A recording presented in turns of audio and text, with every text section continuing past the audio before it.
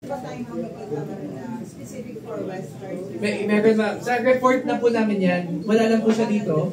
Meron Central Visayas, Eastern Visayas, Western Visayas. Senator Bongo, very high. Central Visayas, Eastern Visayas, Western Visayas. Manny Pacquiao, very high. Central Visayas, Eastern Visayas, except Western Visayas. Sir, pwede ba namin i-quote sa inyo specific for Western?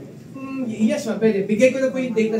Gawan ko na lang kayo ma'am ng write-up for that one. Sige, sir. Baka magkamali po kapag binasa niyo. Kailan namin siya sa sabi niyo kanina tungkol sa restaurant makipatuloy? Ay, yung sa restaurant, ano po yan, sa Resto Group po yan. Pag na-release na po nila, malaki na po yan. Ikakalat. Kasi po, i-segue ko lang po, malaki talaga nawawalang pera po sa Pilipinas dahil sa mga peking PWDIs. So, yun po yung reason bakit, yun yung sinasabi ko, na hindi lang kami political surveys. Tumutulong po kami sa mga individuals, sa mga organizations, gaya po nito, dinonate po namin ang aming resources para tulungan ng Resco Business. Nag-donate din po kami ng study ngayon sa Department of Health about HIV. So lumalabas po sa HIV, very low awareness sa HIV sa Pilipinas. Particularly sa mga youth. Ang mga nagsasabi po, bigyan ko lang po kayo ng data.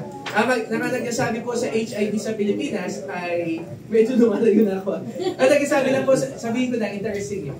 Kasi yung mga 18 to 21 years old, mataas ang HIV rate sa Pilipinas. Kasi naniniwala sila na HIV only happens in homosexual relationship. So yung mga 18 to 21 years old na male and female, hindi po sila gumagamit ng protection. Kasi pag iisip po nila, hindi sila sa same-sex na kipagtali, hindi sila magkakasakit. So bababa ang perception ng HIV sa Pilipinas.